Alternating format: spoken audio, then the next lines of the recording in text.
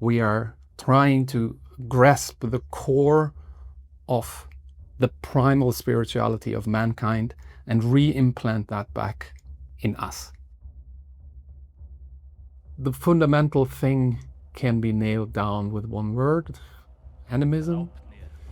So people who work with shamanism realize at a very early point that everything is alive and everything is connected.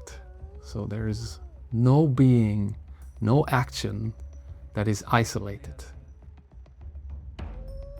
The first shaman is also the first musician, and the other way around. Because what is happening very quick is when you start beating a piece of wood or even a drum, rhythmic drumming really can put you into some kind of trance. Hello, today we are here with Kai Uwe Faust from Heilung. Hello. So Kai, I wanted to devote this interview to things that are usually omitted from the general Heilung interviews, basically shamanic and spiritual roots. Could I ask you first, how did you start to find this path, and can you tell about core shamanism especially? Okay. Yeah. Let's start with core shamanism. The definition. So core shamanism was developed by Dr. Michael Harner, and he did that already quite early. He started like seriously working on that in the 70s. And core shamanism is basically about to avoid something which is these days very important, and that is cultural appropriation.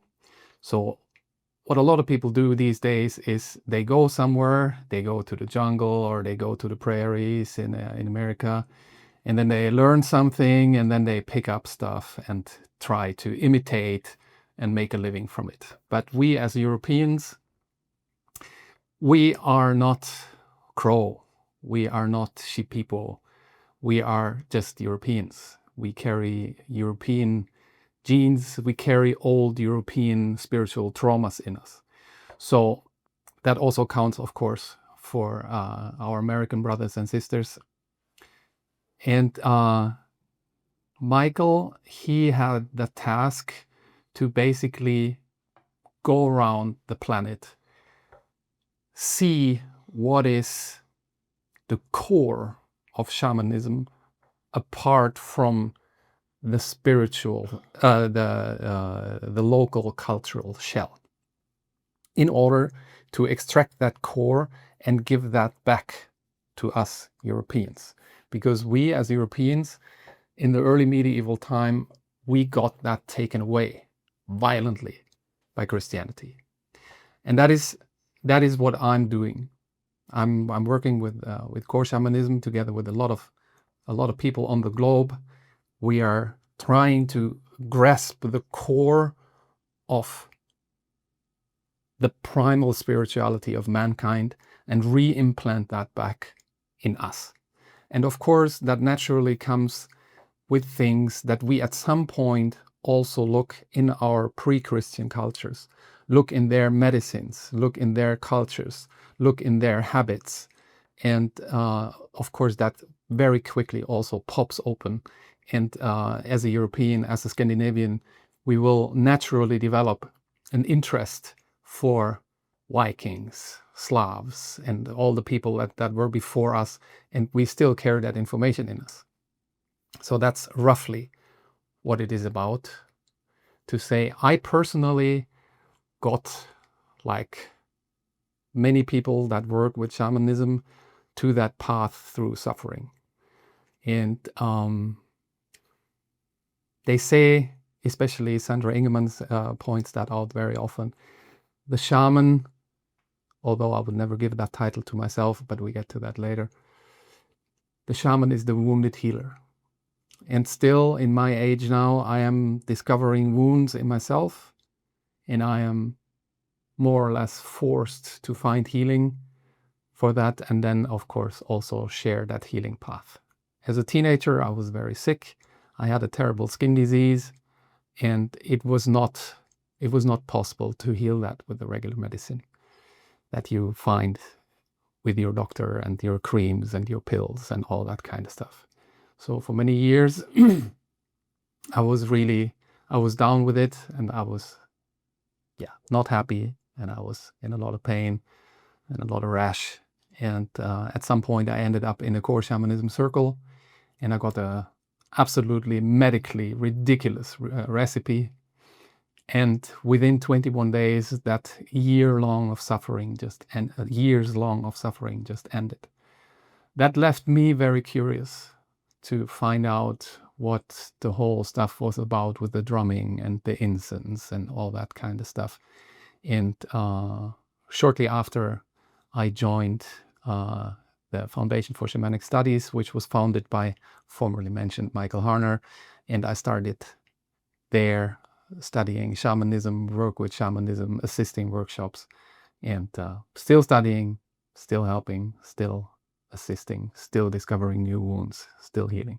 So you probably participate in shamanic practices. Of course, it's probably very hard to describe to outsider, but can you give like some hint, like how does it feel to be inside that? That clearly depends on the ritual, right? I mean, there's the focus is of course always to bring healing. Like Eliade, for example, he defines the shaman that what is a shaman? A shaman goes into trance, contacts his or her helping spirits in order to bring healing for the client or for the tribe. And that is what you also learn in Core Shamanism. Of course, like the first thing is, we as Westerners, we will never be shamans. Full stop. We will never be shamans, ever. Because we don't have that unbroken line. We don't have tribes anymore that hand you the title. So Core Shamanism starts out with a lot of humbleness. We work with shamanism per definition, yes, but we never claim the title shaman. What people think, whatever title people give us, it doesn't really matter. Also, in the Western European ancient pre-Christian cultures, Scandinavian pre-Christian cultures, the word shaman was not known. We had completely different words for the people that work with the techniques we're using today, and also the techniques itself are never 100% graspable. But in Core Shamanism, the first thing you learn is to go into a mild trance, drug-free, travel to the other world or the other worlds, contact your helping spirits, and find medicine for your client. Preferably that client is not yourself or someone close to you, family or friends. The better you heal a client when you're not attached to that person, and also completely in opposite to the regular school medicine. As a shamanic working person, you do not need to know much about your client, because you yourself, as the healing element, there's no power within you. There's absolutely no power within you.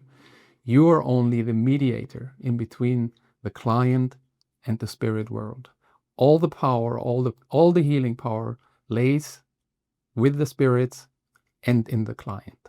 That is never the shamanic working person that is healing. It's always the spirits triggering the self-healing process in the client. In the beginning, when you join, I just use the word now in lack of a better concept. When you join a shamanic circle, in the beginning, it will feel very weird, because what people do is very weird, like all the drumming, the smells are very weird. There's weird songs being sung, and also what people do very often at first glance doesn't make any sense. Core Shamanism itself also does not require a certain regalia or stuff like that. So when you go to tribes that are still intact, you can see at first glance who is the healer in the tribe, who is the warrior in the tribe, all that kind of stuff. Since we Western Europeans, we Scandinavians, we don't have that anymore. you do not necessarily realize the moment you join a shamanic working circle who is the head in this, who is the arranger of that. People usually look very normal. What part usually music plays in that shamanism, and what role is there for sound? I always say, back in the ancient Stone Age, in the beginning of mankind, shamanism itself is approximately 40,000 years with us. The first shaman is also the first musician, and the other way around. Because what is happening very quick is when you start beating a piece of wood or even a drum, people realize that these sounds change emotions, that these sounds do something very weird. So there's certain frequencies, certain BPM, that where you can see that it changes the brain frequency. Like that rhythmic drumming really can put you into some kind of trance. So sound is very important. Also a lot of, like globally, a lot of coats or dresses that people wear that work with shamanism, the very dress itself makes a sound when they move, be it bones or bells or metal pieces clanging that move with the person. So sound is a central role in all of this, and also what people say or what people sing, mantras, affirmations, actual songs, just sounds. It's all about frequency. It's all about frequency, basically. And of course, in Heilung, you will find a lot of ancient European, ancient Scandinavian stuff, and that is also very personal and very dear to me, because of course, my entrance into the spiritual world, into the spiritual healing world, came with this very, very sober core shamanism.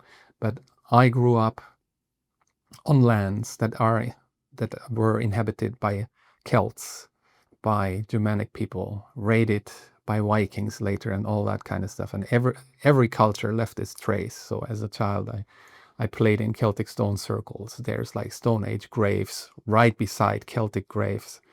And I had a very strong attachment to that already since I was a child. And of course, that land, the caves, the grave mounds, everything at some point starts speaking to you. And of course, growing up without TV, I grew up in a very, very strict Christian family. Made me read a lot since I was a child as well, and yeah, I have quite an extensive library, which is also the source of a lot of Heilung lyrics, and that's how it all came, basically, simply said. Maybe just to elaborate, like probably somebody who would be watching this interview, they would care about finding some sources on core shamanism or like similar subjects that related to Heilung that you used. Could you name a few titles? Yes, of course. Like the central book that I clearly suggest to read for everyone that is interested in shamanism, and especially core shamanism, is The Way of the Shaman by Michael Harner. And for people who live on lands that were inhabited by people that we call Vikings, there is a beautiful book. It's called The Viking Way. And that is, if you have these two books, you basically are able to slowly dive into the core of Heilung. I've been wondering, like probably shaman sees the world differently.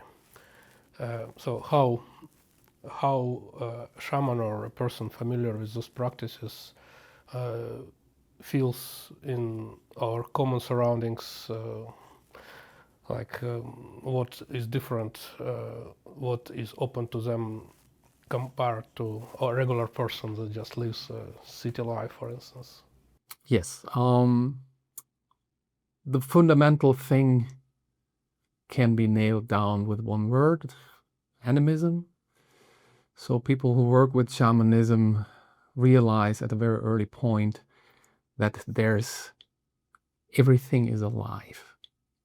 Literally everything. This table is alive. The stones are alive. The stones have a soul. The trees have a soul. Animals have a soul. And everything is connected. So there is no being, no action that is isolated. Everything you do, everything that is connected in some weird kind of net. And when you work with shamanism, you can also extract information from trees, animals, stones, even that very table here. It's a very weird thing, because if you're not at home in that world, that doesn't really open up to most of the people. But as I said, if you join a Core Shamanism workshop at some point, that will automatically open up to you. And that is also something we find globally, that cultures that are rooted in shamanism, that they have this general worldview. Of course, there is cultural coloration in it. The next thing is the three-layered cosmos. So right now we're in the common reality. That common reality is interwoven from the so-called middle world. We are in it right now, but there's also spirits, the souls of the trees, the souls of dead people, the souls of the grass and the meadows, the souls of the mountain. That's all in the middle world. Then we have the so-called underworld, which can have, from culture to culture, different sections, can have many, many underworlds. So from the northern mythology, we know that under us there's several worlds, or our ancestors named it, gave it several names with different beings living there. On top of the middle world, we have the upper world. Also, this upper world can have, from culture to culture, different sections, different realms, and can be quite extensive. So there's like the cultures that work with drums. A lot of these shamanic working people, they have maps on their drums that help them to travel up and down through these different worlds, that help them to find their way through the many upper worlds and all these layers that we have. Basically, the shaman's ability is to go into trance, leave this middle layer, and travel up and down on the tree of life, or axis mundi, or however you want to call it, and retrieve information, or pick up spirits, or even bring spirits to the different realms and do healing with it. But you can also do damage with it, of course. And in one of your interviews, you mentioned rune magic and cider.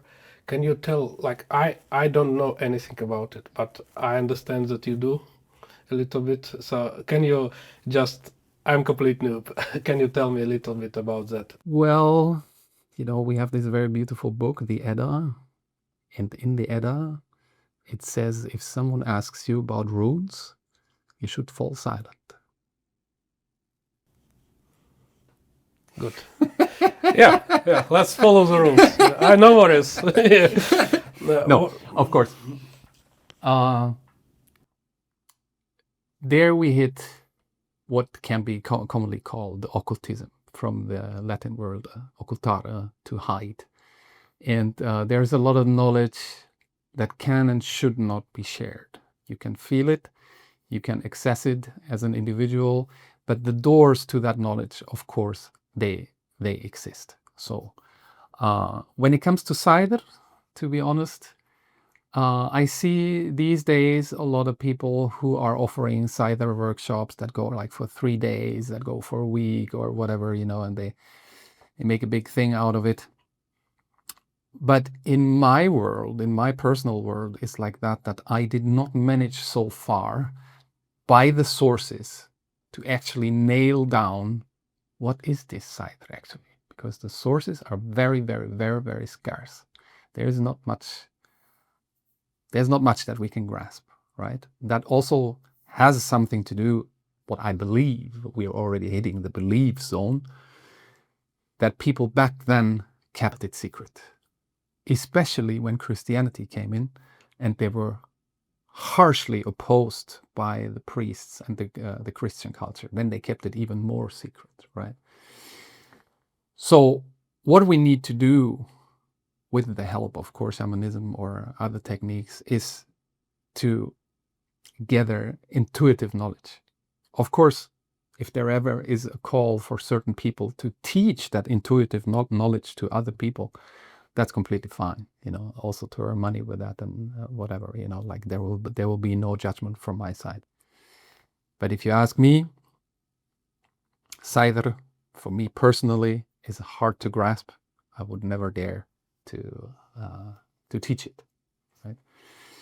The same with the runes. We find a lot of runes, and the bitter thing for our pagan, strictly pagan brothers and sisters is the majority of rune inscriptions are Christian inscriptions. A lot of people don't want to hear that, but that's just what it unfortunately is. Because like when it comes to runes, we find a lot of runes from the early medieval time, especially in Sweden, in epitaphs and it's rune stones. They look very pagan, and of course they have a clearly pagan iconography with dragons and all that kind of stuff, and some of the figures we can link to pre-Christian stories, but the inscription is very often a blessing, a well-wishing for a dead person, saying who set up the runestone, and also the saying, God may save his soul, and it is not the gods, it is God may save his soul,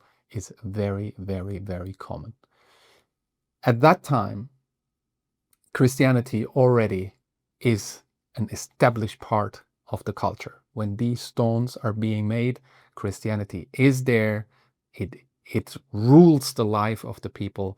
And of course, people change habits hard.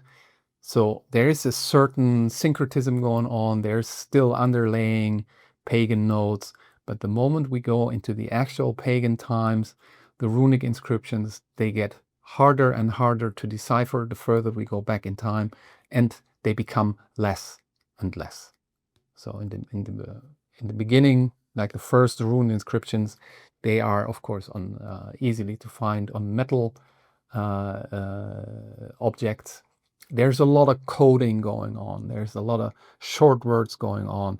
There's a whole, you can study that for a decade, runology in the university. And it will still leave you with a lot of things where you cannot say for sure that is what it means, right? There's this beautiful book from Lisbeth Ima. She was for a long time the only official runologist in the university, in the Museum of Copenhagen. And in her book, there's a lot of metal objects from the migration period with runes on. And she is honest and straightforward enough to really say, we have no idea what it means. And we are talking about many, many objects. We're not talking about one, we're not talking about 10, we're talking about a lot more.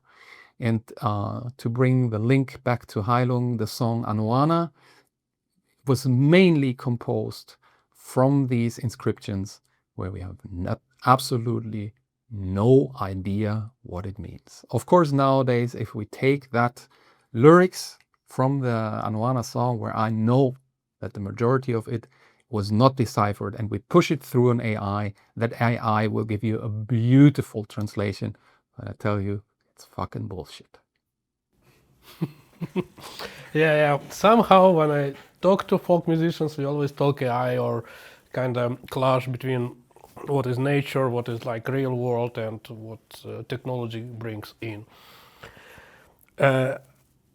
Another question about like people who have the knowledge with that shamanic worldview, can they like benefit from it in real world? Because like we would say, okay, this guy could possibly access some information that make him rich or something. So how does it work, or doesn't work?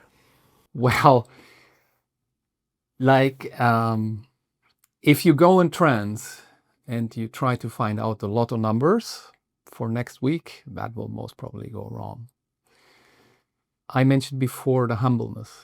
Like, as a shamanic working person, you're supposed to be in service for other people, right? And like a lot of this profane stuff, how do I get rich and all that kind of stuff, it just simply and plainly doesn't work. It would be too easy, and if it would work like that, everyone would do it, and we would all be rich, and all the problems of the world would be solved, right? What can happen, and what happened to me, and I have seen it happening to a lot of other people, is that a long-lasting problem you had, which is rooted in your soul, which radiates out in your physical body, that kind of stuff, you can clearly get healed. But it's also like that when you go around the globe and you ask people that work with shamanism about their healing quote, you end up, research by the Foundation for Shamanic Studies, you end up with a healing quote around 40%. That means that is more or less medically irrelevant. But it also means that 4 out of 10 people, they're lucky.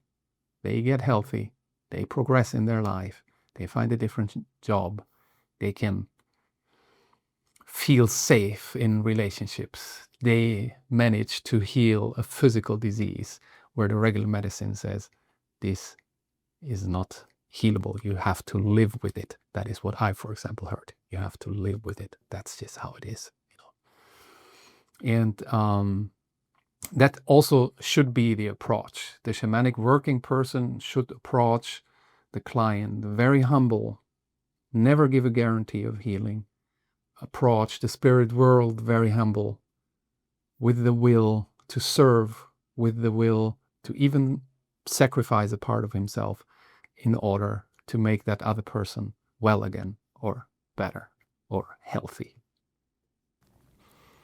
What I respected you for in one of the interviews, among other things, that you openly talk about dangerous things that attach it to rune magic and so on. And maybe, like, since we're talking about shamanism here, and some people, of course, like, they can watch it and say, okay, I would like to go to shamanic working person and do something. How to avoid some dangers, like how to choose the right person, how to not to trust some scammers or people who don't follow it properly, or, you know, those kind of dilettantes that could do like some damage. What are the precautions? There's, of course, a lot of people out there that work in different ways and have a different approach. It's hard to say, right? I mean, there's beautiful books. Another beautiful book is The Rune Primer from Swain Plowright.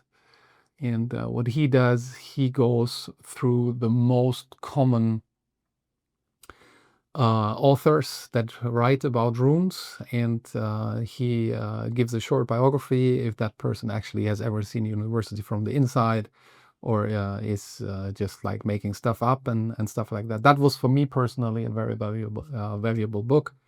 And in the end, it comes down to intuition. Like, all people are blessed with intuition. If we have, of course, we have more or less access to it, but your gut feeling, the gut feeling is something where there's no much weight on this in our regular culture these days anymore. But your gut feeling is a perfect compass. Like, if you have a weird feeling with someone, just don't. That's very simple. And if you really click with someone good, you know, why not? There's a reason I was talking about that net, that everything connects in this world or these worlds. So a mouse and a cat, they can never be friends, and they can never be friends, and they naturally are not attracted to each other.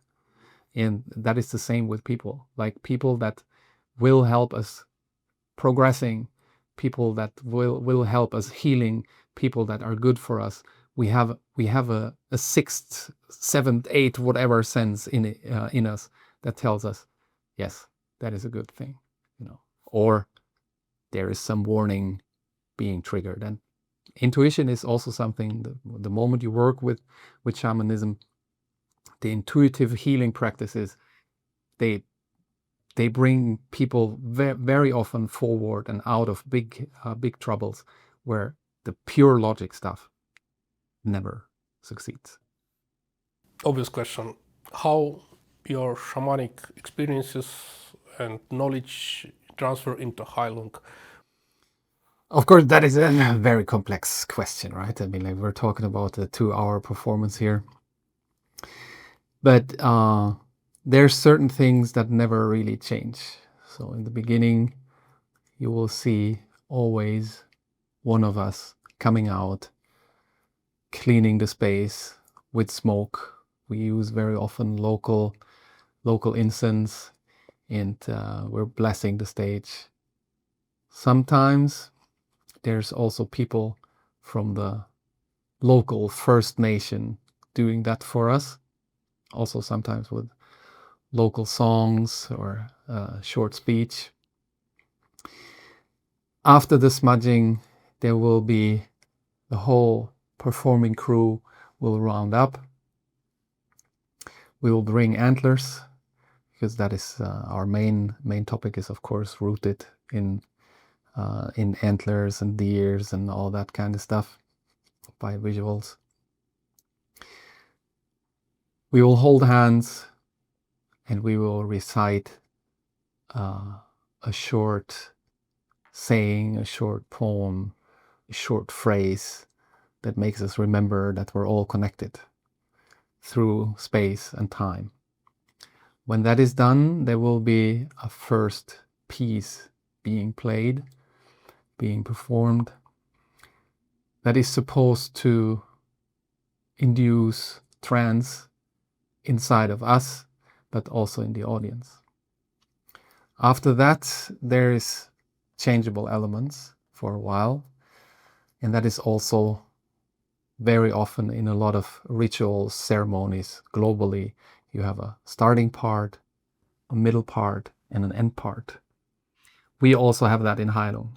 We also have an end part, which is basically the mirror of what we did in the beginning. So there will be some smudging again, there will be holding hands again, and there will be certain actions being performed that never change. After that is done, it's done. There will be no extra song being played ever. There will be nothing happening anymore. We will round up, we will hold hands, we will be cleansed, we come down, and then we leave.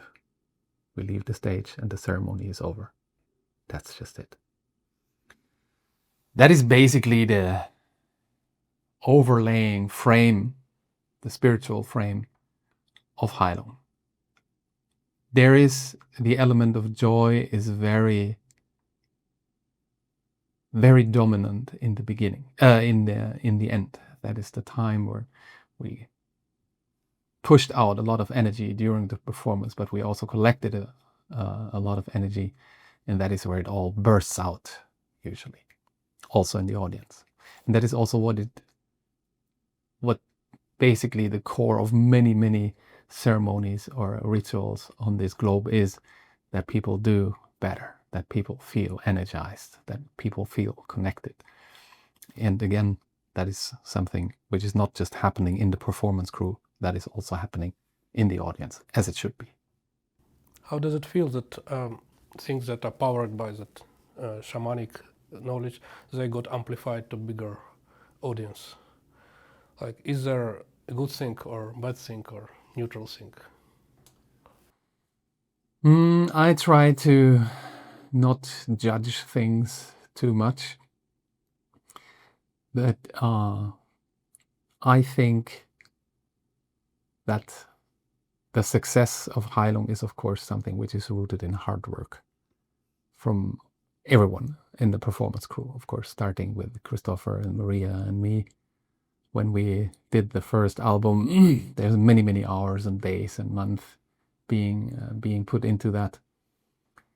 But that seed, if we look at the first album as a seed, or the first pieces, that seed actually fell on that fertile ground and grew so much. I think that has to do with the zeitgeist, as we say in German, because right now we are in a time where the church that was suppressing our natural spirituality that we had for many thousand years is losing power, is losing influence, and people are searching for something that gives them answers, for something that gives them joy, for something that gives them healing.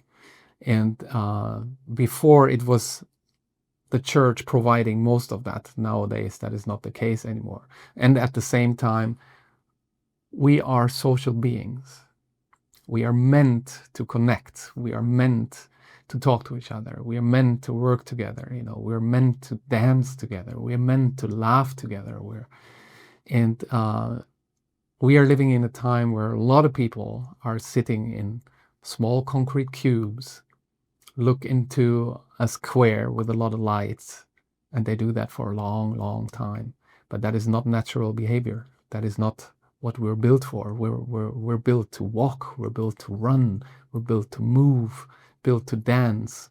And the moment there is a space being opened where all of that is possible, where a space without judgment, you know, like you can come to a Heilung concert however you want. If you want to come naked, just come naked, right? If you want to come in a Viking dress, come in a Viking dress. And if you want to come in your wedding suit, come in your wedding suit. It's fine. You can totally be yourself. You can move as you wish. You know, it's not like in a church where you have to be silent. You can talk, you can laugh, you can sing, all of it. You know, just be there, be yourself, connect with others. And I think that is, we say in German, artgerechte Haltung. I cannot translate that to English, but that's basically that you give the possibility to a being to do that what it is built for, right? And that is what we clearly do when we travel the world and we go to these halls. Of course, there's limits. There's always a security. And like, if you like to fire guns, please do not do that in a Heilung concert, right? Also, people like the health and safety regulations, they might have something to say when you come with your big antler or your sword, all that kind of stuff, right? But basically, just be free, live, breathe, love, sing, laugh. So I think it's like probably meaningful to distinguish between church as an organization, especially in the Middle Ages, that was trying to eradicate any other beliefs and be monopolistic, and the religious message, the faith. So can you comment how we all be brothers, basically? How can we all be brothers? Point is, we are. That is just what it is. We all bleed red. We all shit brown. No matter what you believe, that's just what it is. We share such a big amount of genetics that your skin color is literally irrelevant. So, we are. We are the same. We're meant to connect. We're meant to exchange. But I also say, in a tolerant society, there is no space for intolerant people. So your brother might always be your brother, although he or she can be sometimes an idiot. And that is the point where we clearly need to protect ourselves, where we need to heal, and where we also need to send out a clear message. So traditional Christianity, for example, says that it is absolutely fine to beat your children. And let me tell you something, it is absolutely wrong. It is absolutely wrong. Do not ever beat your children. It is not necessary. If you do that, it is said several times in the Bible that you should beat your children. That it is okay, that it is an expression of love to hit them with a stick. It is not. It is fundamentally wrong. It destroys the soul in the core, and it gives these people who undergo that treatment a lifelong task to heal. It gives them problems. It gives them diseases. This is not supposed to happen. Even the Pope recently said, it is okay to hit your children, just don't do it in the face. It is not. It is absolutely not. There's many natural tribes, like in their natural spirituality, that never do that. That even do not let their kids touch the ground for the first time that they're fresh on this planet. They always give them shelter, love, keep them safe, and that is what a child needs. A child needs to feel safe, because when you're very, very small, there's only two things you know. You either feel threatened in your very core, in your life, because you're hungry, because you're cold or whatever, or you feel safe. And as a parent, you have to give these small souls that feeling of safety. If you fail to do that, you create a monster. There is the church that says, follow the book, buy the word. That's also wrong. That is a book that was written in the antique times for cultures in an antique time with antique challenges. We cannot do that these days. In the Bible, it is also clearly written, if a farmer does not plant certain plants in a certain rhythm of the years, you have to kill that farmer. Imagine we would do that these days. That is just completely out of the discussion. And the same thing counts for the heathens, for the pagans. If we look at Viking burial ceremonies, for example, they kill horses, they kill slaves, they go completely bananas. We can't do that these days anymore. There might be some people that have the idea that, it would be a cool idea to kill 10 horses really brutally when I'm dying. It is not, and I wouldn't want that for myself, right? So it's really important to look, where am I?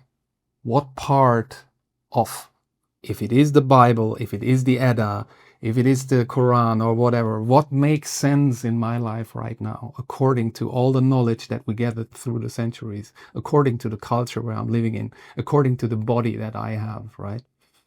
And there is beautiful times where that matches for a while. So especially in Denmark, you can see that Christianity and paganism peacefully coexisted for a long time, several hundred years. They had no problem to have a graveyard where there's a pagan person on one side and 5 meters beside it, there's a Christian person. And I think that is how it should be.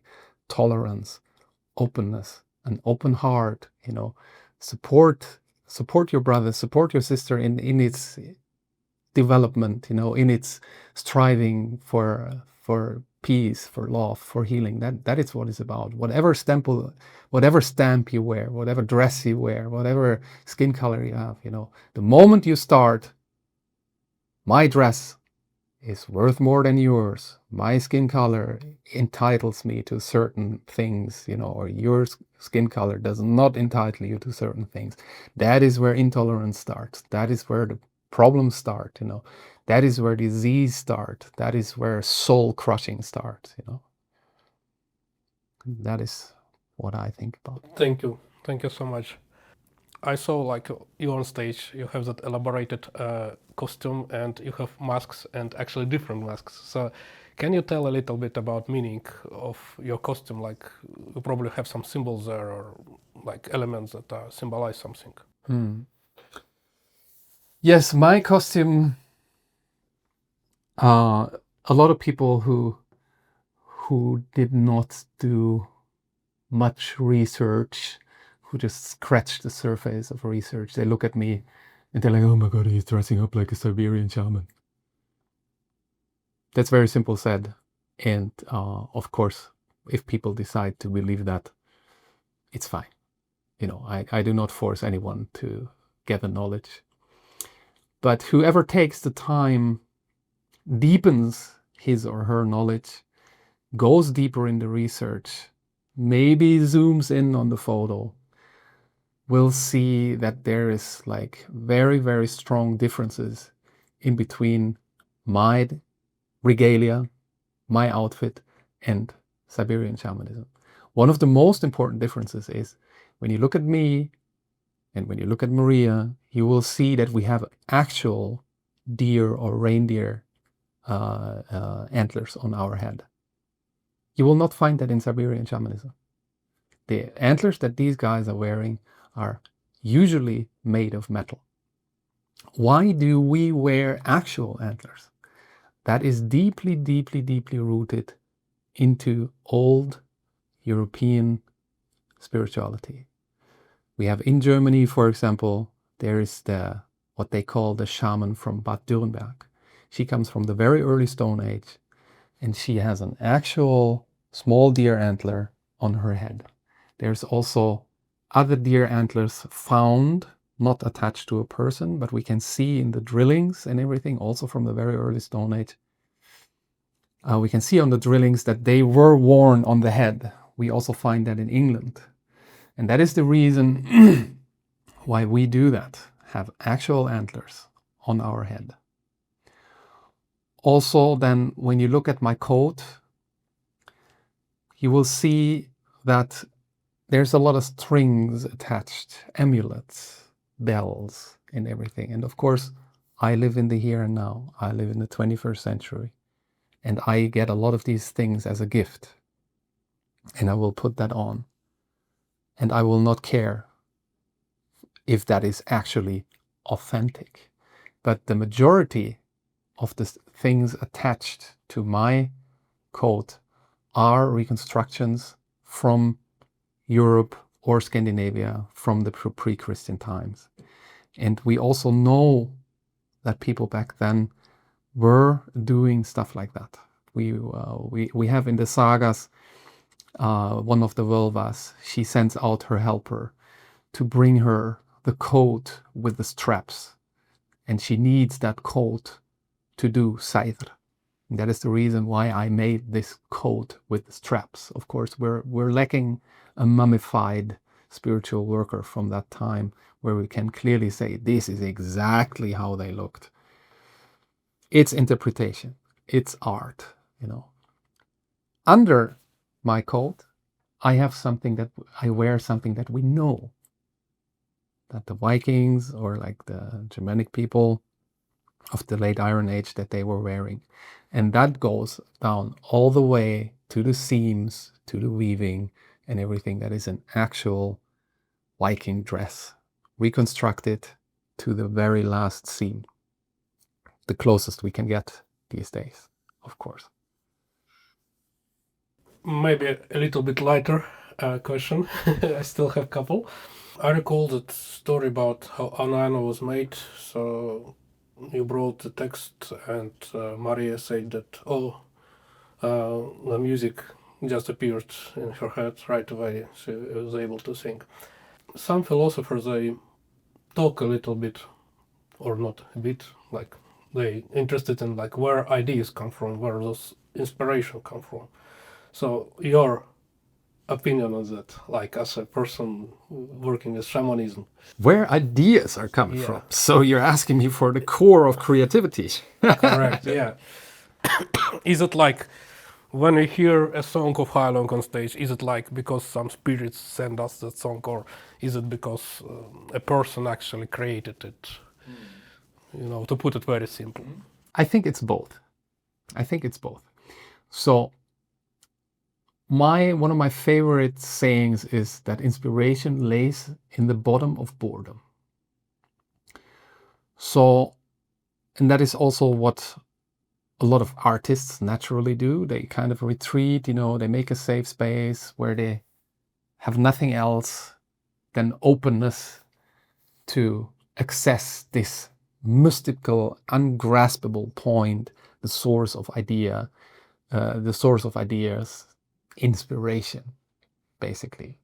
In the word inspiration, we have spirit already. So I believe that in the old cultures, that inspiration, which is nowadays looked at very, very sober, that people back then believed that that was spirits whispering to them. That is also how I experience it. A lot of artists may experience it differently, and that they have the feeling that everything comes out of themselves, right? I do not believe that. So, and I also do not experience it like that. Of course, it is my hand writing down the words, right? But that is also one of the fundamental things in shamanism. You, as a person that is working shamanically, you are supposed to empty yourself.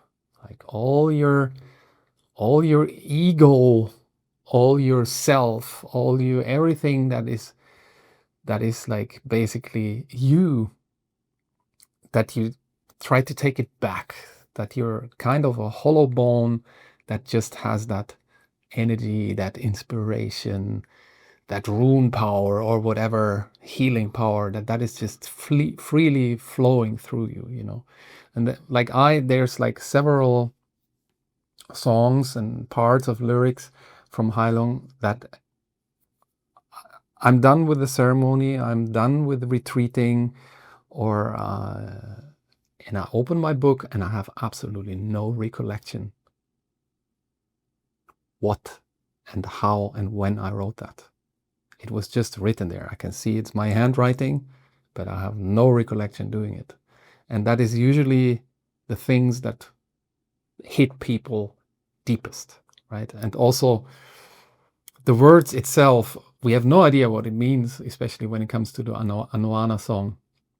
But when I start reciting them, it's very often that like the three of us sit in a room, I recite the words, I read them out loud, and at some point Christopher starts tapping on the table, Maria starts humming, and for some magical, mystical, or just creative reason, that stuff pops up. How it exactly works, I don't know. It just happens, and it's beautiful, and it works. And to round up the interview, maybe some message just to the listeners, like something that you want them to carry with them after they watch the video. Do not beat your children. Just don't. Ever.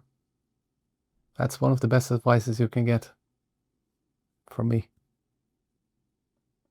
That is how you release a healthy soul to the challenges of the world. Thank you so much for your time today. It was a pleasure and it was so informative. Thank you. Thank you for having me.